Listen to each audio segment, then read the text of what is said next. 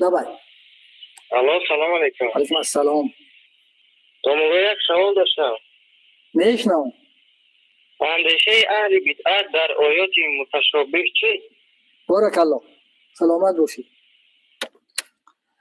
اندیشه اهل بدعت درباره آیات‌های متشابه همین است که اونها ظاهر آیات‌های متشابه را قبول دارند و خداوند جل و علا ظاهراً جسم ثابت میکنن، جوارح ثابت میکنن، اعضا ثابت میکنن، میگن که خدای تعالی دست داره ما نمیداریم، پا داره ما نمیداریم، چشم داره ما نمیداریم، خدای تعالی در مکان قرار گرفته، خدای تعالی در نزول هست، خدای تعالی در برآمدن هست، خدای تعالی در آمدن هست. همه همون آیات هایی که متشابه های و ظاهرش حمل میکنن، اینها فاسد دارن.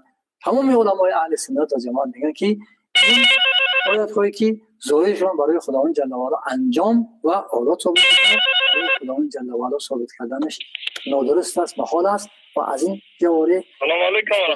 حکم منزه. و علیکم السلام و رحمت الله. خیلی دامنو سوال داشتم. میشنم بچه جون. جستجو و مشغول شدن با آیات متشابه چی کن داشته باشه کردم؟ بارک الله. خداوند جل و علا در سوره آل عمران آیه 7 بیان میکند: استعیذ بالله هو الذی انزل القرآن. خداوند جل و علا میگه ذاتش که قرآن نازل کرد، منها محکمات، بعضی آیات های او محکمات است و منها متشابهات، بعضی آیات ها متشابهات است. در دوام آیات میگه که و اما الذین فی قلوبهم زیغ فیتبعون ما تشابه منه.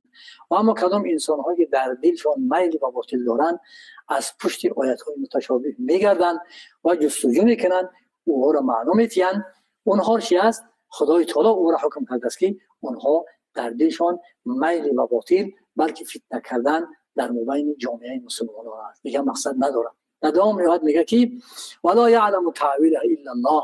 و معانی آیات های متشابه هیچ کس نمیداند غیر از پروردگار. و راسخون فی العلم یقولون آمنا بهذا. و کدام انسان هایی که علم استوار در علم بسیار مستحکم شده او میگن که آمنا به کل من عند الله آمنا بهذا. این هم از نزد خدا است، ما باید ایمان آورده گفته اکتفا میکنن، در جستجوی در آیات های متشابه نمیگردن.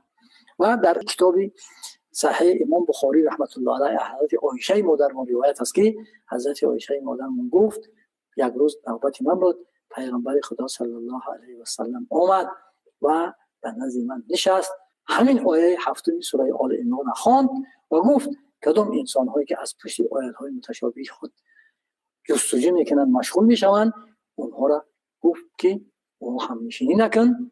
در روایت دیگر آمده که در جنازه هاشون حاضر نشه، در صحبت از پشت اونها نماز نخوان. و ابن حجر عسقلانی رحمت الله علیه در کتاب فتح الباری شارح صحیح بخاری است که کتاب صحیح بخاری 13 شرح داره.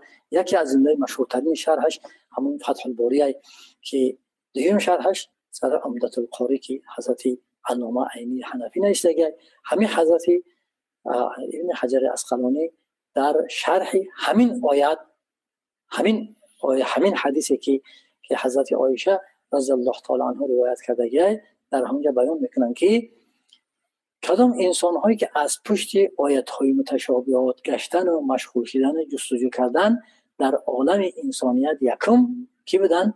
اهل کتاب بودن.